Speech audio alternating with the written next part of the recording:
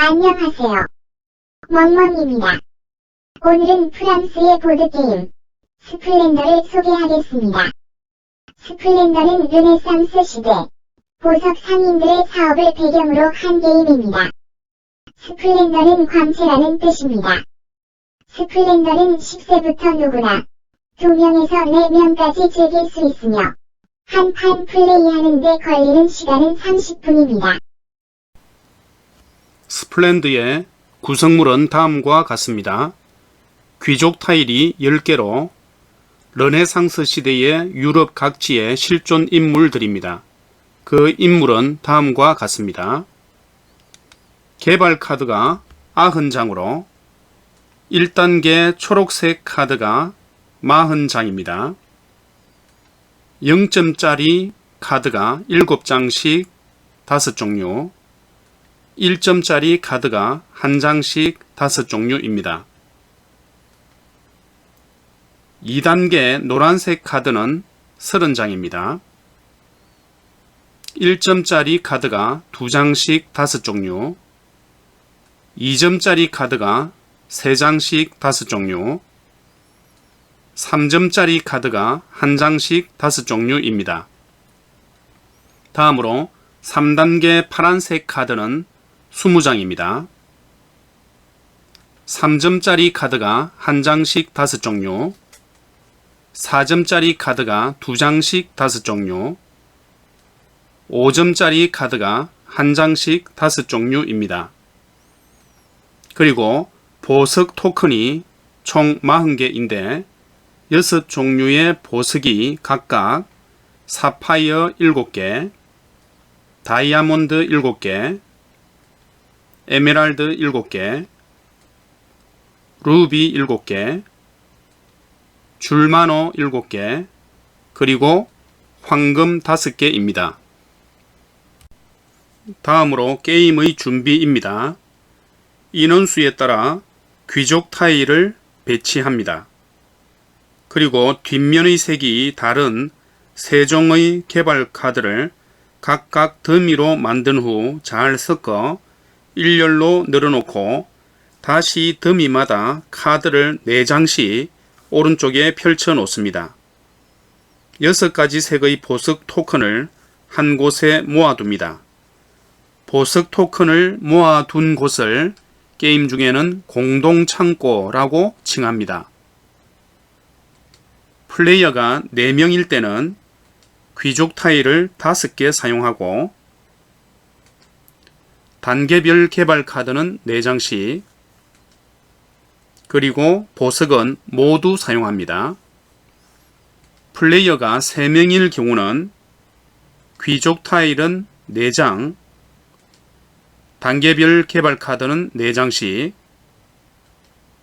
모든 보석을 5개씩 사용합니다.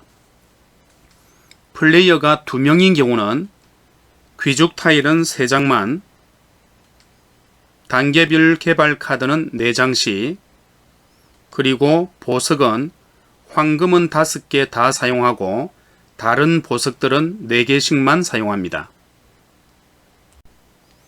게임의 목표입니다. 게임의 목표는 점수가 붙어있는 개발 카드나 귀족 타일을 모아 15점 이상을 득점하는 것입니다. 점수는 개발 카드나 귀족 타일의 왼쪽 상단에 흰색 숫자로 표기되어 있는데 개발 카드의 경우 점수를 주지 않는 카드도 있습니다. 귀족 타일을 가져오려면 개발 카드를 세트로 모아야 하고 개발 카드를 가져오려면 보석 토큰을 세트로 모아야 합니다. 다음은 게임 진행 방법입니다. 선부터 각자 차례의 행동을 취하는데 다음과 같은 3가지 행동 중 1가지 행동만을 할 수 있습니다. 행동 1. 황금 토큰을 제외한 서로 다른 종류의 보석 토큰 3개를 집어오거나 한 종류의 보석 토큰 2개를 집어올 수 있습니다. 다만 한 종류의 보석 토큰을 집어오는 선택을 하려면 남아있는 그 보석 토큰의 개수가 4개 이상이어야 합니다. 플레이어가 소지할 수 있는 토큰의 수는 최대 10개입니다. 만약 보석을 집어오는데 10개가 넘게 되면 초과되는 수만큼 가져온 토큰 전부나 일부를 버릴 수 있습니다. 가져온 보석은 모두가 볼 수 있게 공개합니다. 행동 2. 가지고 있는 보석 토큰을 지불하여 바닥에 놓인 또는 자신이 보관하고 있는 개발카드 한 장을 살 수 있습니다. 각 개발카드 좌측 하단에는 그 개발카드를 구입할 때 지불해야 하는 보석의 종류와 개수가 적혀 있습니다. 구입할 때는 표시된 비용만큼 보석을 공동 창고에 반납하고 카드를 자신의 앞에 둡니다. 그리고 이렇게 개발카드를 구입하면 개발카드 우측 상단에 보석이 한 종류씩 그려져 있는데 이는 자신이 앞으로 다른 개발카드를 구입할 때 할인받을 수 있는 보석을 의미합니다. 예를 들어 다이아몬드 보석이 그려져 있는 개발카드를 샀을 경우 다이아몬드 5개가 필요한 카드를 살 때 해당 토큰 4개만 내도 구입이 가능합니다. 카드는 토큰처럼 개발카드 구입 시에 소진되지 않기 때문에 구입하는 개발카드가 늘어날수록 할인받을 수 있는 보석의 종류와 양이 늘어나면서 점점 개발카드의 구입이 원활해집니다. 개발카드 한 장을 구입하고 나면 그 카드 단계에 해당하는 개발카드 더미에서 새로운 개발카드를 뽑아 구입한 개발카드가 있던 자리에 내려놓습니다. 행동 3. 예약이라는 행동을 통해 개발카드 한 장을 수중에 보관, 킵하고 황금 토큰이 남아있다면 한 개를 같이 가져옵니다. 바닥에 깔린 개발카드 중에 마음에 드는 게 없을 경우 개발카드 더미에 있는 카드를 한 장 가져올 수 있는데 이때는 카드 내용을 보지 않고 임의로 가져와야 합니다. 킵한 개발카드는 나중에 자신의 차례에 비용을 내고 구입할 수 있습니다. 가져온 황금 토큰은 조커로서 다음 차례부터 아무 보석 역할을 할 수가 있습니다. 예를 들어 개발카드를 구매하는데 루비 토큰이 1개 부족하다면 이 황금 토큰을 루비라고 치고 지불할 수 있습니다. 황금 토큰은 킵하고 있는 개발카드 뿐만 아니라 바닥에 있는 개발카드를 구입하는 데도 자유롭게 사용할 수 있습니다. 킵을 이용해서 소지할 수 있는 개발카드는 최대 3장이며 게임 끝나기 전에 반드시 구매해야 하는 것은 아니지만 다른 카드를 더 보관하고 싶다면 반드시 킵한 카드 한 장을 구매하여 소지한 카드를 2장 이하로 만들어야 킵이라는 행동을 할 수가 있습니다. 귀족 타일은 보석 토큰으로는 구매할 수가 없고 반드시 자신이 구매한 개발 카드만을 이용하여 얻을 수 있습니다. 귀족 타일에도 왼쪽 하단에 보석의 종류와 수량이 적혀 있는데 가장 먼저 이 조건을 달성하는 플레이어가 즉시 귀족 타일을 획득하게 됩니다. 여기서 귀족 타일을 가져오는 것은 행동으로 간주하지 않습니다. 즉, 차례를 소모한 것으로 여기지 않습니다.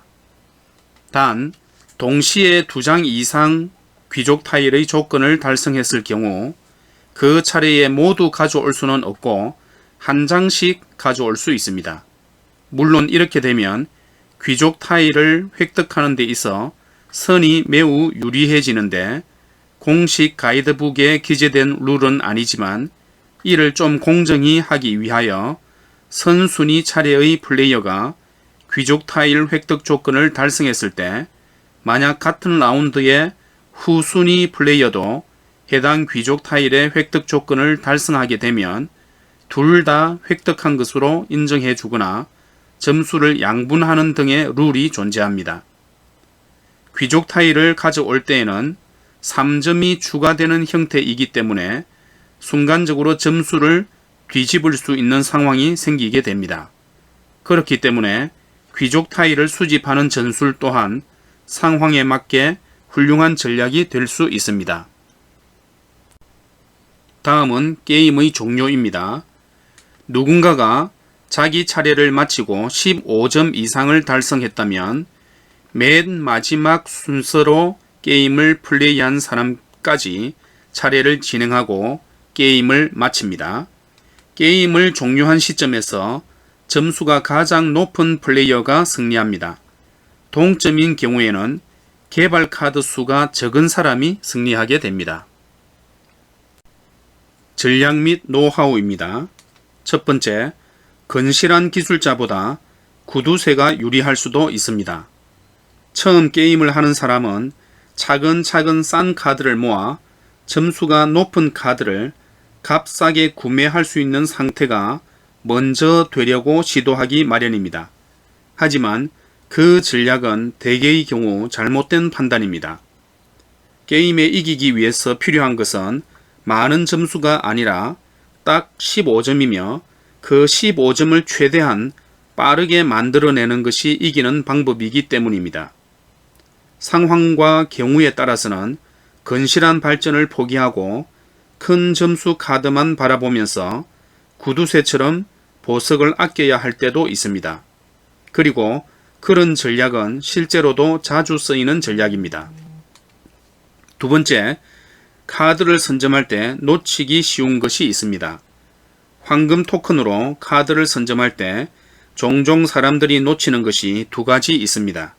하나는 공동 창고에 황금 토큰이 없어도 필요하다면 카드를 선점할 수 있다는 것입니다.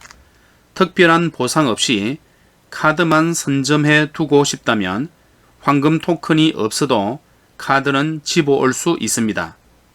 또 하나는 선점할 수 있는 카드의 범위입니다.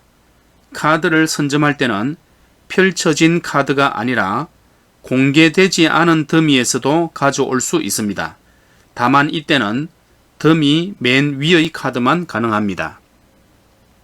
오늘 다루어 본 보드게임은 프랑스의 보드게임 스플렌더였습니다. 재미있게 보셨나요? 재미있게 보셨으면 좋아요와 구독 눌러주세요. 멍멍이의 보드게임 동영상 업로드 시각은 매주 수요일 16시, 토요일 9시입니다. 앞으로도 재미있는 보드게임에 대한 자세하고 꼼꼼한 소개로 여러분을 찾아뵐 것을 약속드립니다. 안녕히 계세요.